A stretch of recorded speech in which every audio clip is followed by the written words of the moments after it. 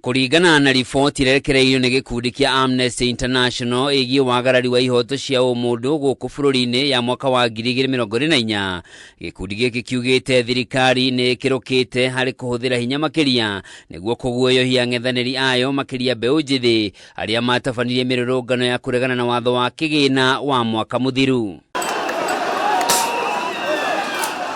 Akiaria na andiki a mohoro murugamiriri munene wa gikundi giki Irungu Horton augite mwaka wa 2024 ihoto cia Kenya ni ciagararirwo na njira nene makiria ni honge cia ugitiri. For Kenya, last year we saw repeated attempts to infringe upon the freedoms and the human rights provided for in our constitution.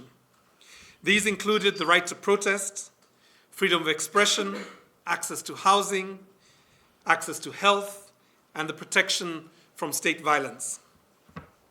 The Kenya section outlines a sustained crackdown on civil liberties. This includes the use of excessive and unnecessary force by the National Police Service during the 2024 nationwide protests. Ni athiete na mbere kuga ona thengia ya andu 69 kuragwo na angi makiria ma 80 kura na njira iri na kiriga gutire ikinya ritacukeirio aria matabanirie ngero ici riu makiuria ruhonge rwa kunyabara mirutire ya wira ya borithi ya IPOA na wabici ya mutongoria wa thitango cia muingi mataririe makinya maria matacukitie ginyanagia riu. The government's response extended beyond physical spaces, the streets, the homes, the places of worship, and other physical public spaces to the targeting of online dissent through enforced disappearances, arrests, account suspensions, threats, and physical violence to bloggers and other netizens online. These actions were designed to create a climate of fear for those expressing legitimate public criticism and dissent. Akiaria ciegie riboti iria irarekereirio ni ceceni ya BBC ya uria mbeũ njithi moragirwo hindi ya mirurungano iyo, Irungu augite hari na bata ruhonge rwa mbiraru runengerane riboti kuri mbunge ya bururi ya kuonania itemi riria maabitha a mbiraru manyitire hindi ya mirurungano iyo.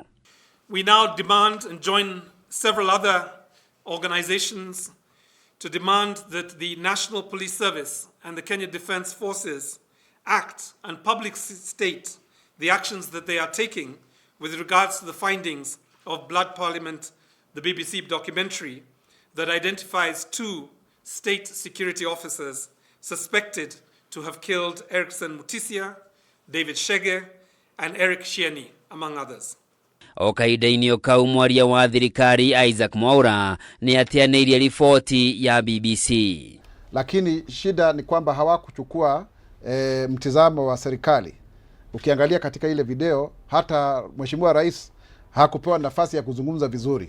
Kwa hivyo inaegemea upande moja na inaonekana pengine kuna nadharia fulani ambayo ilikuwa inajaribu kusisitiziwa na chombo kile cha habari. Lakini ni vizuri wajue kwamba tunakosoa, tunatoa rambirambi kwa ndugu jamaa na marafiki ambao waliweza kutuwaka kama Wakenya wenzetu, na hilo sio jambo ambalo tunaweza kulisifia. Amnesty International no mataririe kuongerereka kwa njuragano cia atumia kuria atumia na airitu 170 moragirwo mwaka muhituku, riu gikiuria thirikari ikirire kuhitana na aria maratabania ngero ta ici na igitire ihoto cia atumia. Handu-ini Hakameme TV, njitagwo Njoroge wa Kimani.